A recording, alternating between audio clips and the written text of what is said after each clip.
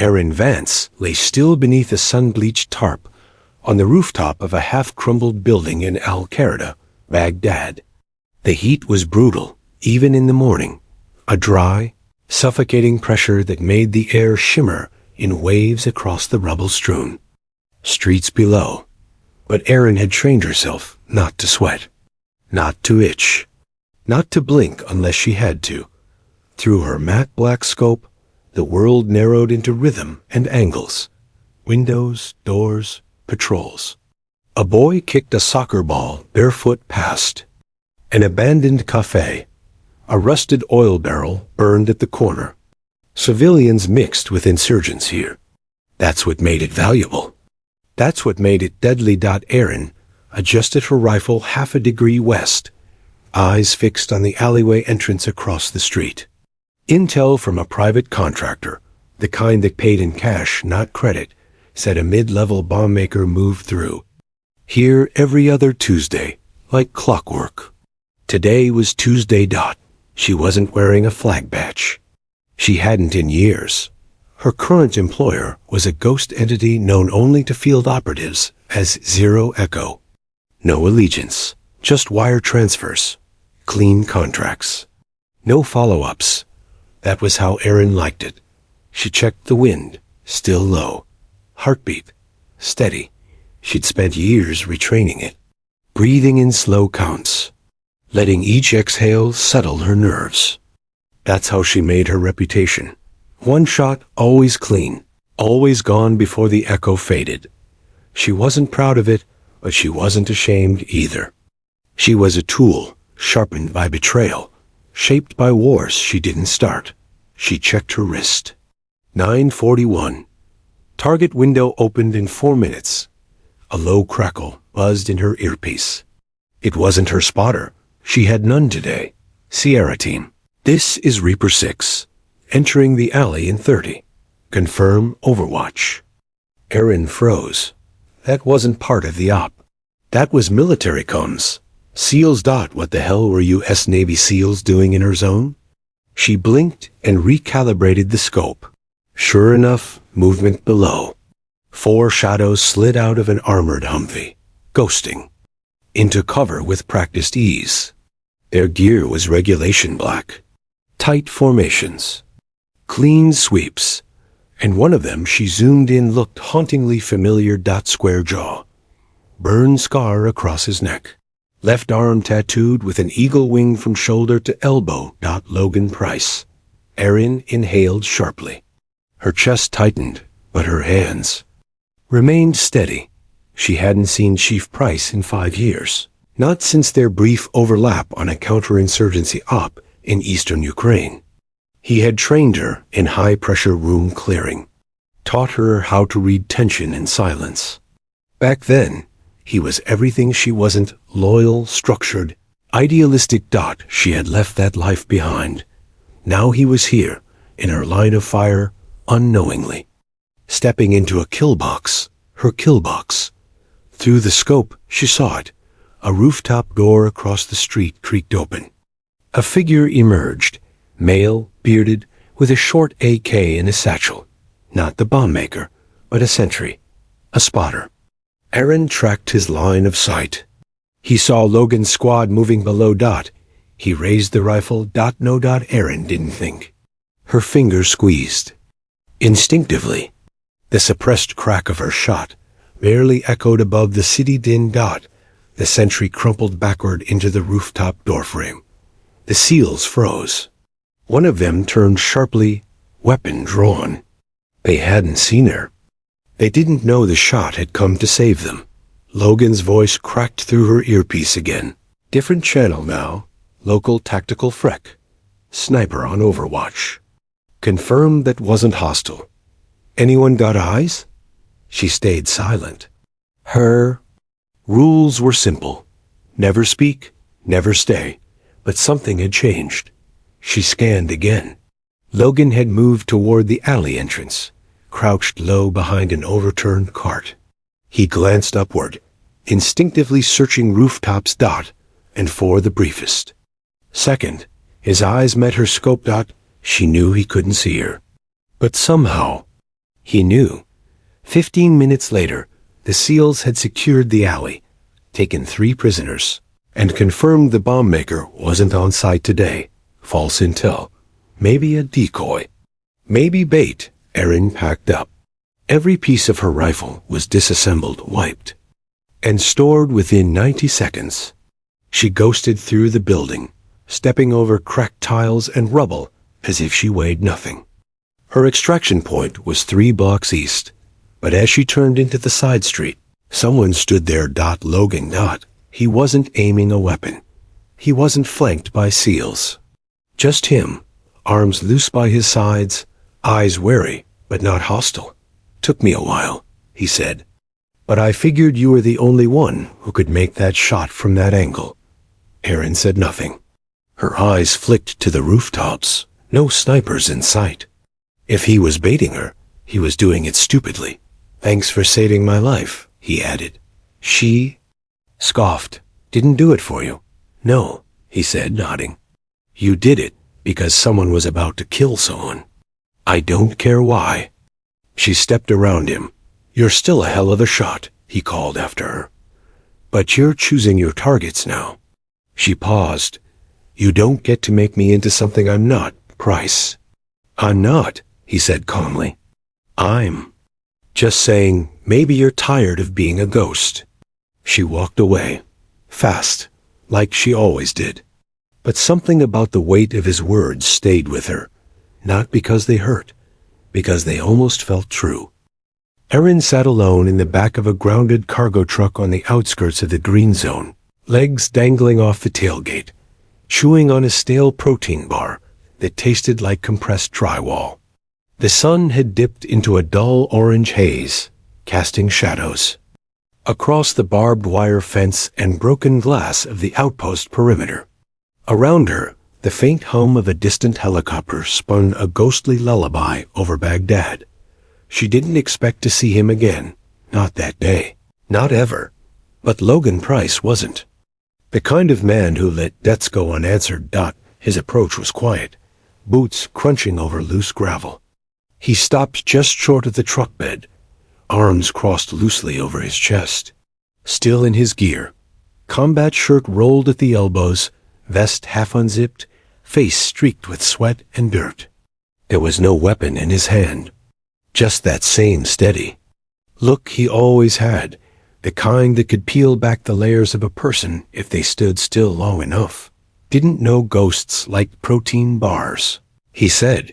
She didn't look at him. Didn't know SEALs liked playing bait, he chuckled. Fair. A beat of silence stretched between them, tight and heavy. Erin finally met his eyes. "How'd you find me?" I asked around. "The rooftop angle, the entry window, the drop." "Trajectory," he shrugged. "There aren't many people alive who could have pulled off that shot. Fewer still who knew we were there. Took a guess. Turns out I guessed right." Erin looked away, gnawing off another bite of her bar. "It was a mistake. I was watching for someone else." "No, it wasn't." She tossed the wrapper aside. "I don't do favors." "You did yesterday?" Her jaw tightened. Logan didn't press. He just leaned against the side of the truck, letting the air hang still for a while. Then he said it, soft and certain. "You saved my life." Erin swung her legs inside the truck, hopping down to face him. "You think I pulled that trigger for you?" she asked. "You think I give a damn who lives or dies out here? I saw a shot, took it. The guy was about to screw up my line of sight anyway." Logan just stared. "You don't have to convince me. But it sure looks like you're trying to convince yourself." That hit deeper than she expected. Her fingers twitched, just slightly. Not for a weapon, but for the rifle that wasn't slung over her back. She felt exposed, and not because she was in the open. "I'm not on your side, Price," she said. "I know. I don't answer to your COs. I don't salute flags. Anymore, I'm not one of your men. You never were. But you're not like them either," he said, nodding toward the distant city skyline. "You don't kill, just to watch things burn. You don't know what I do. I know what you didn't do. That stopped her cold. He continued. They? Girl in the alley. We were briefed about her too. Supposed intel says she's a courier for local militias. We've been watching. She hands out bandages, food, water, no weapons. No code books, no comms. Aaron blinked. You think I was sent to kill her? I know you were. I intercepted a signal from Zero Echo 2 hours before we rolled into your zone. That made her blood run cold. You were the contingency plan. He added, if our team didn't extract fast enough, you'd put a bullet in what they'd call a non-compliant asset. She was never the threat. Aaron turned away, jaw clenched. You still had the shot, Logan said quietly. And you didn't take it. She didn't reply. Didn't have to. He stepped forward. You still aiming at what you're told? Or are you starting to aim at what matters? She spun on him. Don't give me that moral warrior crap. I've spent a decade cleaning up the messes your superiors pretend don't exist. You think I like this? You think I chose this life? I don't know, he said, calm but firm. But you're still choosing it. Every damn day. They stood. There, both breathing harder than they should, heat and dust clinging to their skin. Finally, Aaron broke the stare and walked past him, toward the edge of the fence. You're wrong, she muttered. I didn't choose anything. I just stopped believing in fairy tales a long time ago. Logan called after her. Then maybe it's time you wrote a new story. She paused, her back still to him. I don't do stories. I do outcomes. He nodded, understanding her better than she probably realized. Detonate this one count. That night, she sat in her safe house, lights off, just the blue glow of her laptop screen illuminating her face. A new contract waited in her inbox. Target, female courier. Approximate age, 15 to 18. Operational name, Sparrow. She stared at the photo, the same girl. She closed the file. Then, with a long breath and a trembling hand, she clicked decline. Her screen went black. But the weight in her chest lightened, if only slightly. Aaron didn't sleep that night. The safe house was too quiet, too still, a kind of stillness that made the past speak louder than the present. She lay on the couch, staring at the ceiling, lit only by the occasional flash of distant mortar. Fire beyond the green zone. Somewhere nearby, another life was being reduced to debris. Another so-called surgical operation without precision, without conscience. Just numbers. Just targets. Her finger kept twitching, phantom-like, over an invisible trigger. By morning, she had made a decision. She would track the girl, not as a target, but as a question. It started with a drone feed she shouldn't have access to. She hacked into the encrypted surveillance grid using a bypass code an old hacker contact owed her. It took 15 minutes to get a clear lock. The girl, codenamed Sparrow, was moving through the Al-Shab district, wearing a sand-colored headscarf and clutching a gray canvas bag close to her chest. Aaron watched as the girl ducked into alleyways, handed out wrapped packages to women sitting beside injured boys, spoke gently to elders, disappeared into tents. There were no weapons. No flags, no radio calls. No threat. She wasn't an informant. She was a nurse, a civilian, maybe someone's daughter, maybe someone Aaron would have been, in a different life, and yet someone had marked her for death. Aaron clenched her jaw. This wasn't a war. This was a system chewing up anything that slowed its gears. Innocent or not, by midday, she had eyes on Sparrow in person. Aaron trailed her from the rooftops, moving silently, fluidly. Below, the girl passed through the ruins of a shelled-out school building and emerged into a dirt alley where a makeshift clinic had been set up with scavenged cots and faded tarps. Aaron settled into a prone position with her custom Rifle dot, it wasn't loaded dot. She just needed to know what she would see if it was Dot Sparrow knelt beside. A young boy whose leg had been wrapped in bloodied cloth. She pulled clean bandages from her bag, applied antiseptic with calm, practiced care, and even offered him a piece of bread from her pocket. The boy smiled, and Erin felt something in her chest move, something stiff and unused. Then she heard. IT boots, multiple pairs. Heavy, purposeful. A convoy was approaching. 2 Humvees. Blacked out. No insignias. 0 echo. Erin cursed and pulled back, grabbing her scope and rushing across the rooftops toward the vehicles. These weren't regular troops. They were contractors. Like her.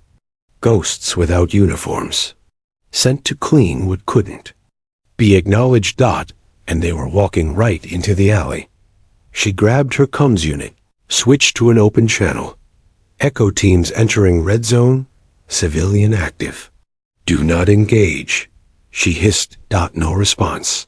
She tried again. Target has been misidentified. Abort operation.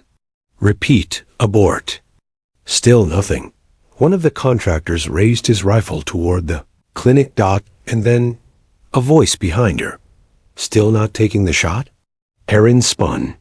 Logan stood a few feet away, unarmed, dressed in casual fatigues, but still carrying that immovable calm. What the hell are you doing here? She hissed. He nodded toward the alley. Same thing you are. Making sure they don't pull the trigger. How did you know? I didn't, he said. But I had a hunch you wouldn't let this happen. So I followed it. The two watched. In silence, as the contractors began to circle the clinic. One kicked over a crate. Another pulled Sparrow out into the open, shouting something in Arabic. She dropped her bag. They pushed her to her knees. Erin raised her empty rifle reflexively. Damn it, she muttered. I should have loaded. You're still not a killer today, Logan said. They'll kill her. He pulled a small scope from his jacket and aimed it toward the vehicles. Wait, there. A military jeep turned the corner fast. It screeched to a stop, and out stepped a U.S. Army colonel, flanked by MPMs. Logan smiled faintly. Told you I had a hunch. The contractors stepped back as the colonel barked orders. Weapons lowered. Sparrow was released, shaken but unharmed. A girl ran back inside the clinic. Erin dropped her scope, exhaling for what felt like the first time in hours. She looked at Logan. How long have you been watching me? Long enough to know you're not who you think you are anymore. Erin shook her head. I'm not your redemption project. No, you're your own.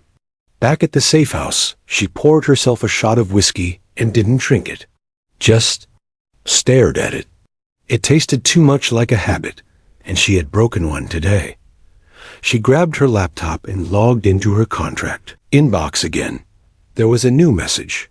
Subject line. Failure to complete contract. Status update required. Her fingers hovered over the keyboard.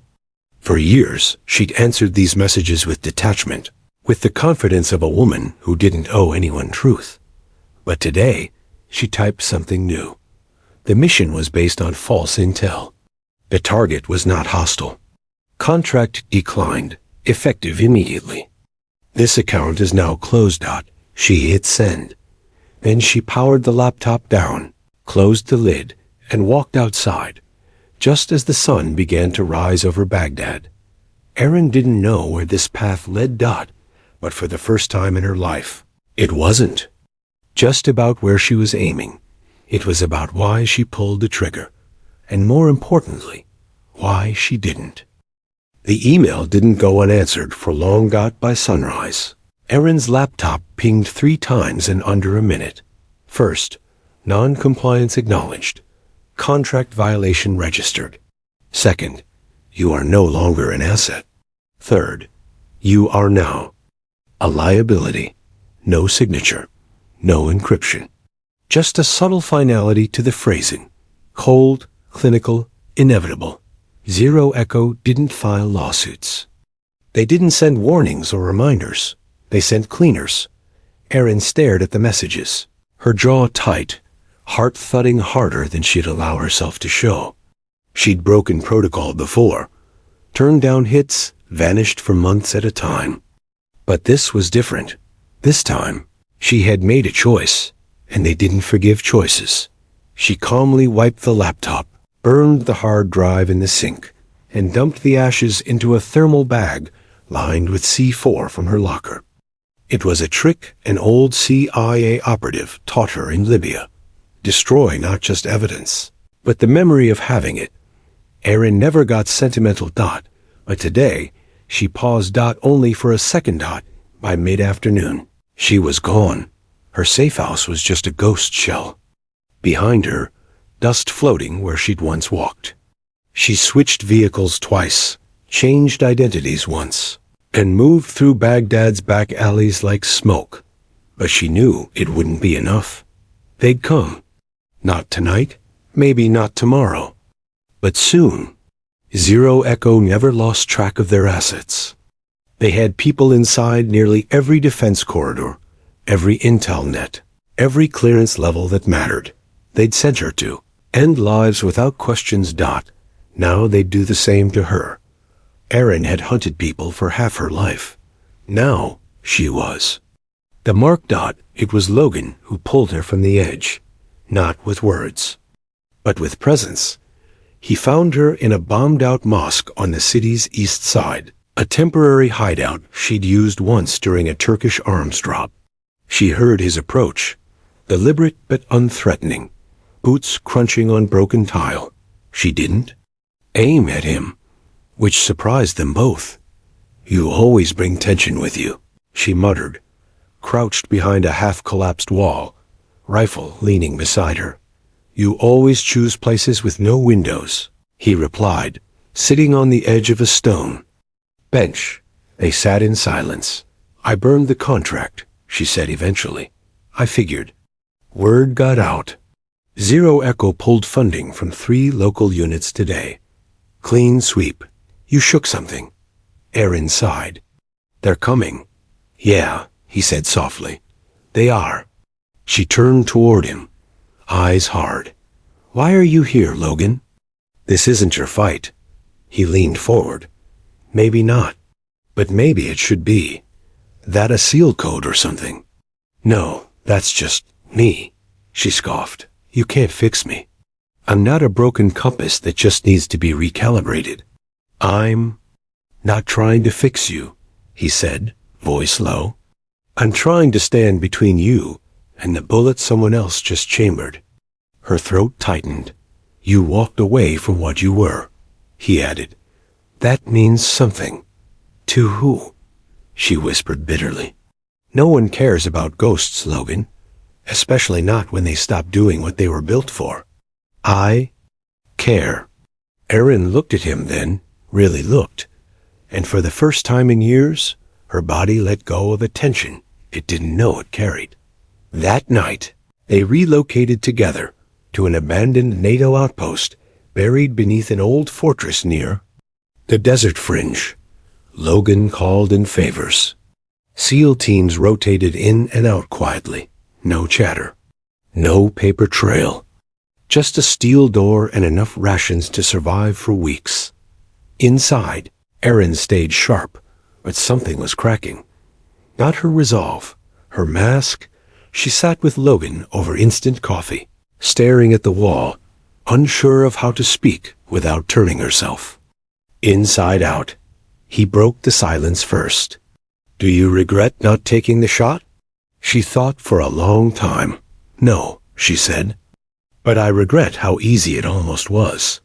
"That's why you're still worth saving." She shook her head. "I'm not. I'm not your soldier. I'm not your cause." "No," he said. "You're your own." The breach came at 2:43 a.m. Alarms. Just motion detectors spiking and a quiet hiss in the dark. Erin was already on her feet, rifle in hand, eyes wide but steady. Logan rolled from his cot, silent, grabbing his sidearm in a field radio. 4 figures moved through the hallway. Black armor, NVGs, silenced carbines. 0 echo. Erin didn't hesitate.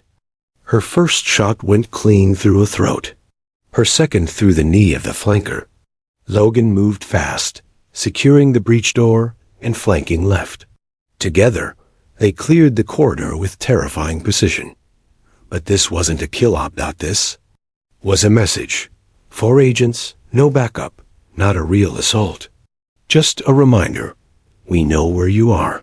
We can get closer. Next time, we won't be quiet.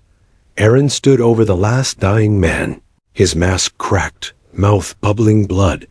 She looked down and whispered, "I'm not your weapon anymore." And then she walked away. By dawn, the outpost was secure again, but the silence between them was different. Logan poured her coffee without a word, and she nodded without speaking. Finally, she said, "They'll keep coming." He nodded. "I know. They won't stop until I'm gone." "I won't let that happen." She looked at him. "Why?" He leaned back in his chair, watching the desert light crawl across her face. "Because you're not running anymore. You're standing. That changes everything." She didn't respond, but she didn't argue either. Asterisk. The sun bled red across the desert horizon, casting long shadows over the outpost's broken walls. A hot wind whipped across the perimeter, rattling loose tin and sand-filled netting. Dust clung to everything, to rifles, to boots, to the inn. Memory of the bodies they'd dragged outside just 2 nights before. Inside, Erin sat in the armory, hands deep in weapon oil, dismantling Logan's sniper rifle with mechanical calm. Piece by piece. Clean, precise, efficient. But her mind was racing. Logan was out on a joint op, a quiet evac mission turned dangerous.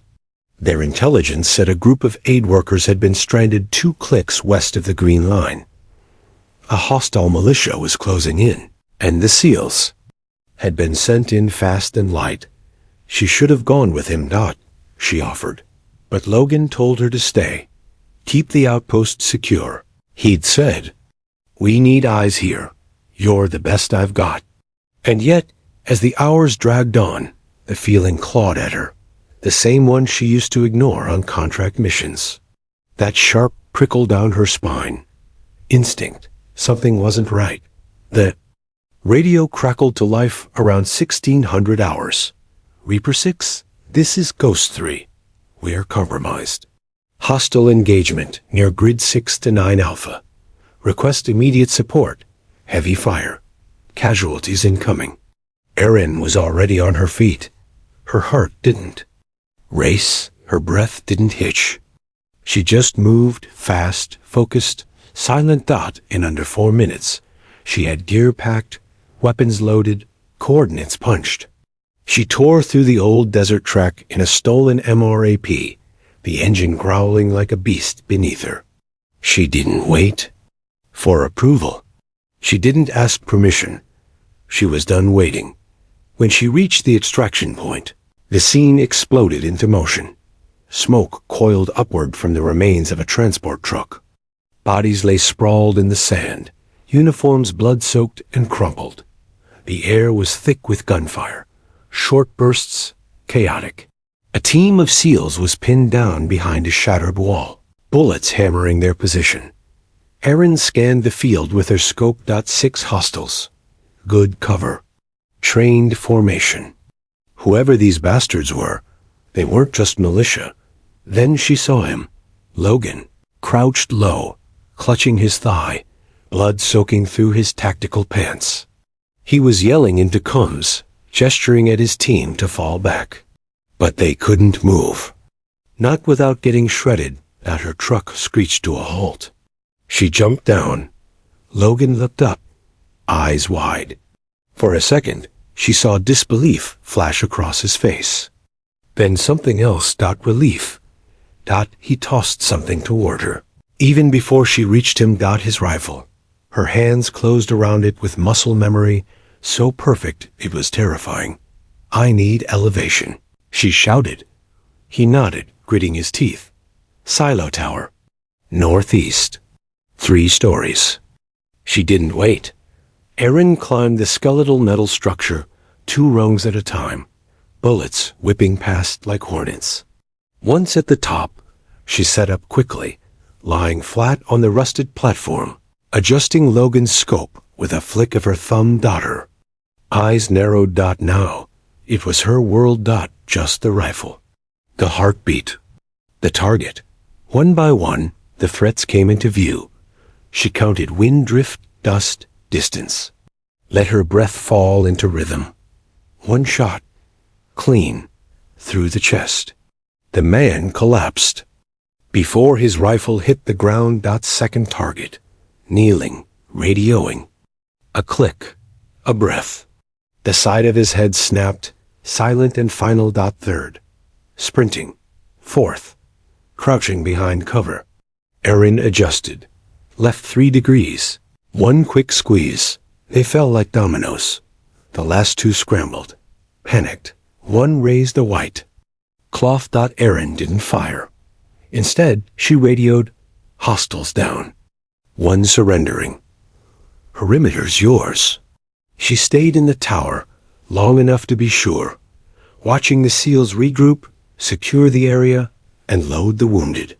Watching Logan get lifted into the evac truck, pain written across his face, but alive. Because of her. Back at the outpost, dusk settled again like ash. Logan lay on a cot, leg wrapped, doped slightly, but still alert. Erin sat beside him, arms crossed, gear still dusty from the tower climb. "You're getting too good at this," he said. With a half smile. "I was already good," she replied. "You're just finally using me for the right reasons." He laughed, then winced. "Remind me not to bleed around you again. You take my rifle and my job." She looked at him, serious now. "You trusted me with your team," she said, "with your life." He nodded. "I didn't doubt you." For a second. "Why?"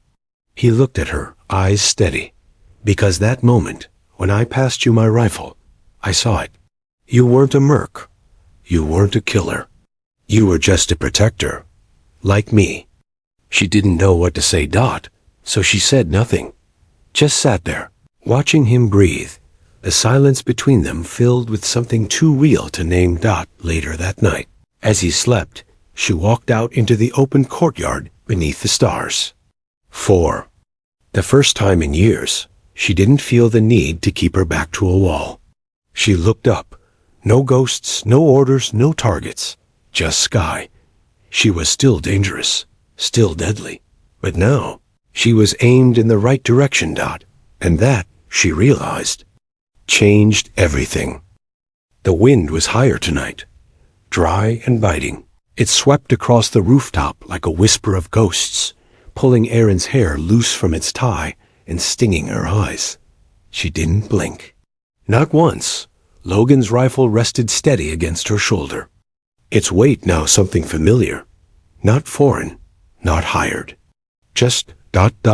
burned ... below her.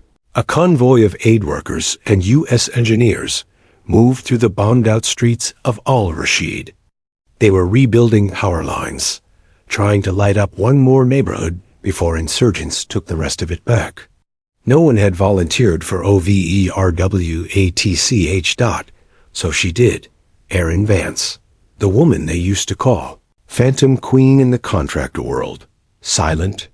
Final. TRANSACTIONAL.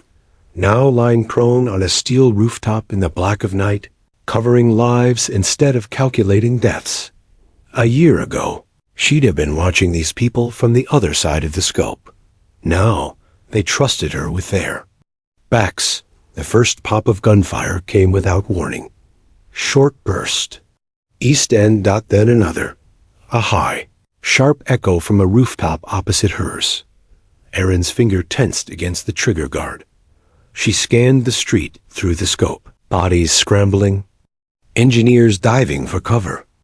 A young medic dragged a screening man behind a broken-down van. Sparks flew as another bullet pinged off metal, just inches from a civilian's head. She locked onto the shooter. A rooftop, 3rd floor, covered in tarps. A local militia gunner. Maybe 17, maybe 18, crouched behind an old C unit with an M4A1 that looked too big for his frame. She inhaled.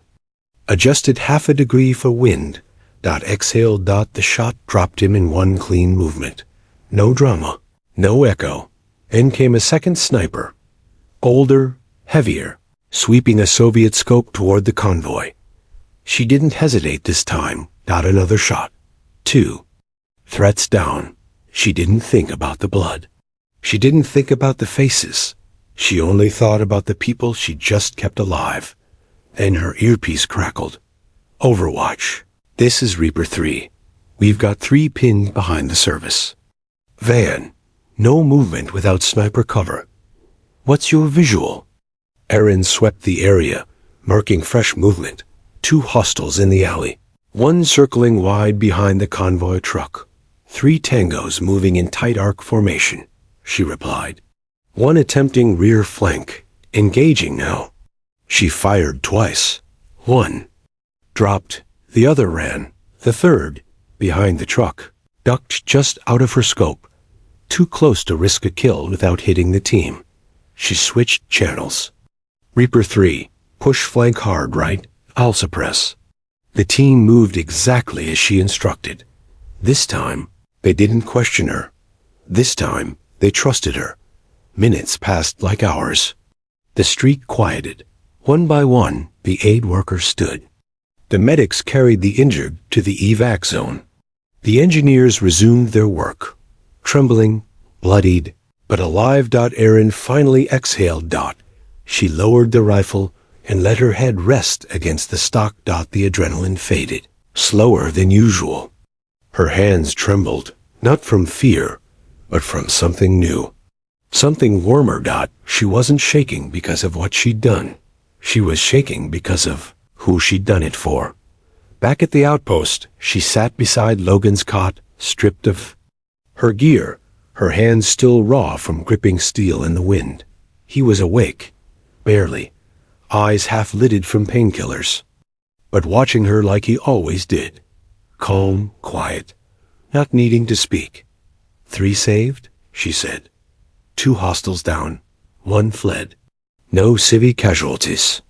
He blinked slowly, a faint smile touching his lips. Your math's getting better? He murmured. She gave him a tired smirk. My scope's clearer now. He reached out, resting a weak hand on hers. Told you, it was never the rifle. She squeezed his fingers gently. But I needed you to pass it to me, she said. That night, she walked the perimeter alone. The wind had died, but the stars above seemed sharper, clearer. She stopped at the eastern wall, overlooking the dark city, the soft flicker of unstable power grids blinking like a heartbeat, struggling to keep time. She thought about the girl in the alley. The one they called Sparrow. She wondered if she was still out there, passing bandages through alleys, hiding hope in tin cans and trash bags. Erin didn't know, but she knew this. If Sparrow was ever threatened again, if any innocent life was pulled into a crosshair, they didn't deserve. She'd be the first to shield them. No more silence. No more neutrality. She wasn't a phantom anymore. She was a force. The next morning, 2 SEALs approached her as she prepped her gear. One was new, barely 20. Freckled, uncertain. He cleared his throat. Vance, is it okay if we ask you to check our rooftop maps before the next op? You've got better eyes than anyone. Erin paused. Then nodded. Bring him inside, she said. We'll walk the trajectory together. The boy smiled like he'd been handed armor. She didn't tell him she used to be the thing people needed. Armor against. She didn't have to. Because today, she was high ground, and people were learning to climb toward her instead of run. Erin sat across from a man wearing a pressed suit and a smirk that didn't quite reach his eyes. The cafe was too clean for Baghdad, air-conditioned, quiet, hidden behind a fake storefront and guarded by men who didn't speak but never blinked. Government types. Not military, the kind who belonged to the alphabet agencies with names that didn't appear on official maps. He sipped espresso like they were catching up after a weekend vacation. You know, he said, tapping a file. On the table between them, some people say you've gone rogue. Erin didn't touch the file. She hadn't touched the drink either. Some people have small vocabularies, he chuckled. Others say you're reinventing yourself. Heroism looks good on you, by the way. She didn't smile. You didn't ask me here for compliments. He nodded, satisfied by her directness. No, I asked you here for an opportunity. She leaned back in her chair, crossing her arms. You're with Echo? His eyebrow ticked up. I'm with the Department of Strategic Deniability. Echo is a useful tool.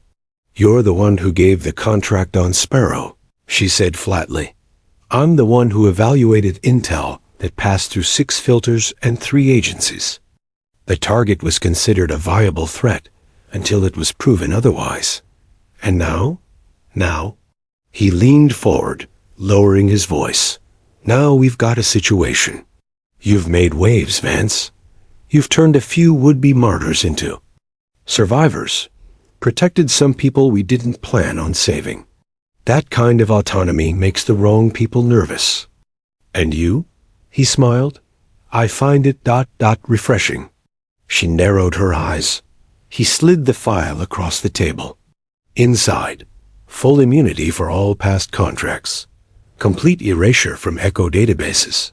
A new identity, clean accounts, and an off-books. Assignment list where you choose your targets. Full autonomy. You pick the jobs, the timeline, even the cause. She stared at the file like it was ticking. What's the catch? No catch. Just a reminder. He paused. You're a weapon, Vance. You can aim yourself at chaos. Or you can be aimed by those who don't ask. Better you work with us, not against us.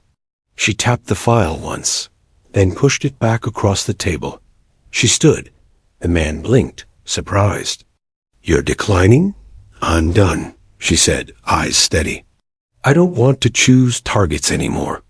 I want to teach people how not to make them. You'd rather train than operate? I'd rather leave fewer corpses behind than medals, she said. He looked up at her, brows raised. That's tragic. No, Erin replied. That's evolution. And then she left, walking out into the dry sunlight, where the wind smelled like smoke, and the sky still looked tired. Back at the outpost. Word spread fast. No one asked where she'd gone, but they knew something had shifted. She no longer moved. Like a ghost, she stood taller, voice clearer. She wasn't just surviving now. She was becoming something dangerous in a new way. Stable, focused, trusted. The next day, the commanding officer handed her a thick binder. Pre-deployment prep. For tactical trainees out of Virginia, he said. Apparently, they want you stateside. Civilian to soldier transition course. Urban defense. Situational response. Erin flipped through the pages. Maps, modules, drills. No. Targets. Just strategy. Education. Prevention. They think I'm qualified to train soldiers? They think you're the only one who can teach them when not to pull the trigger. She stared at the page. Then nodded. 2 weeks later, Erin Vance stood on American soil for the first time in over 3 years. Fort Barrow, Virginia. Humid. Green. Alive. She wore tactical pants, a black t-shirt, and a weathered ball cap pulled low. Her voice was calm, authoritative. She wasn't military. But she walked like someone who'd survived what came after. The room was filled with fresh faces. Some straight from academy, Some from civilian backgrounds just recently drawn into fast-track service. They looked nervous, eager, naive.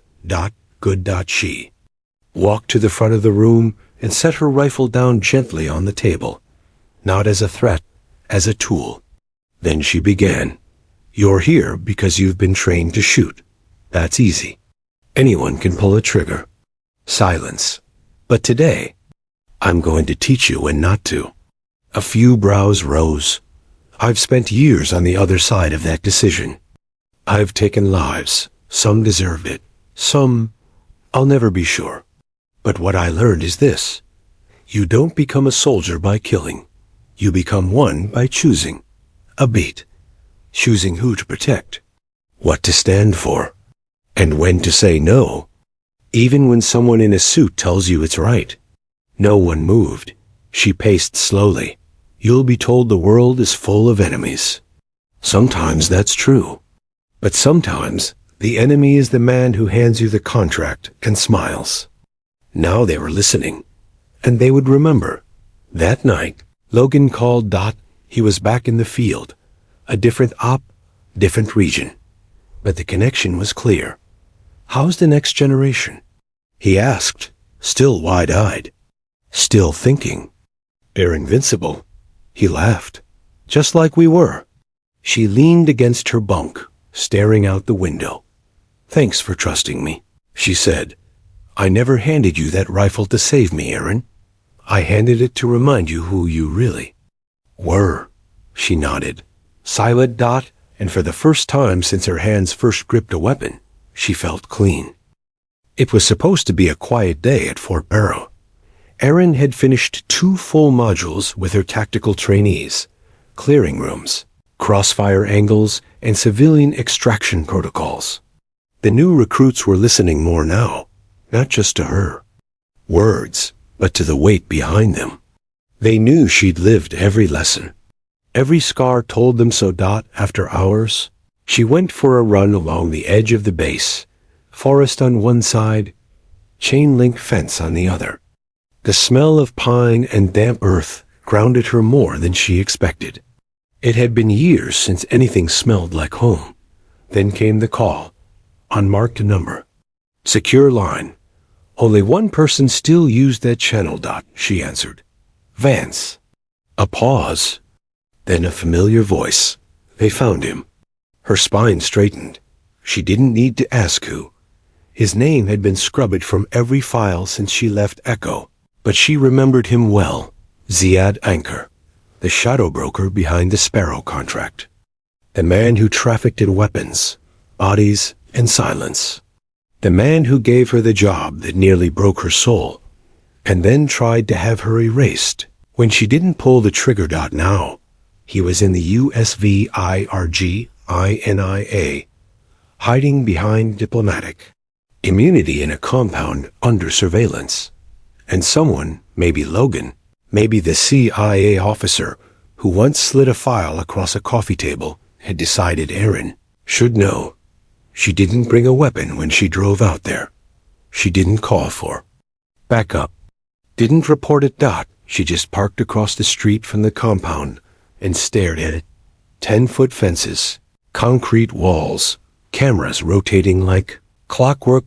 She stood there for what felt like an hour. Watching. Waiting. Then a car pulled up to the gate. It was him. Older now. Gray at the temples. Still surrounded by guards, still dripping with wealth. But his posture was the same, arrogant, untouched, like none of the death he'd ordered had ever reached his conscience. Her fingers twitched, but she didn't raise anything. She had no weapon on her. Except the truth. Back at base, she sat in her room long after midnight, staring at the sealed envelope in her hands. The file, the one she'd refused. But someone had mailed it. Anyway, no return address. Just the words. You earned the right to decide. Inside, Ziad's location, his aliases, travel records, meeting notes, a map of his life. She could end it. Easily. She could book a private flight tonight, reach the airstrip before dawn, and make Sure, the world was one less monster short by morning. No one would stop her. No one would even know. But then, she remembered the kids in her class. The wide-eyed girl from Chicago, who asked what she should do if she ever had to choose between protecting one person and sparing another. Erin had answered without hesitation. Choose the one that gives the most people a future. That night, she chose to walk away. A week later, she stood on the rifle range with her class. The final day of training. Each trainee had to make a 500-yard shot under stress conditions. It wasn't about hitting a bullseye. It was about breathing. Focus. Judgment. Erin walked behind them as they took position. One by one, they exhaled, fired, reset. Then came McAllister, the youngest. His hands were shaking. Take your time, Erin said. He aimed. Breath. Then jerked the trigger. The shot missed wildly, ricocheting off the metal plate to the right. He cursed. Erin knelt beside him. Tell me what you saw before you fired. A shape. It looked like a target. Not good enough, she said quietly. You saw movement. You assumed threat. That's how civilians die. He nodded, ashamed. She gently took his shoulder. Do it again, but this time, see the person first. That evening, Logan arrived, unexpected, limping less snow. Tanned deeper from a mission in the south. He found her sitting on the bleachers by the range, watching the sky turn orange and gold. He dropped beside her. Word is, you passed on something personal. She didn't look at him. I didn't pass. She said, I just stepped back. That's not weakness. No, she agreed. It's power. He nodded slowly, then held out something wrapped in cloth. She unwrapped it. Her old rifle. Clean. Polished. Deactivated. Double quotes. I figured, Logan said. You should keep it. Not as a weapon, as a reminder. She traced a finger down the barrel. Cold. Familiar. Then she smiled. And for the first time in years, the smile felt real. 2 months later, Erin stood in front of a new class. New uniforms. New questions. She didn't bring a rifle this time. She brought a book, training manual she'd written herself. High ground, when to aim and when to stand down. She opened it to the first page. Read the quote aloud.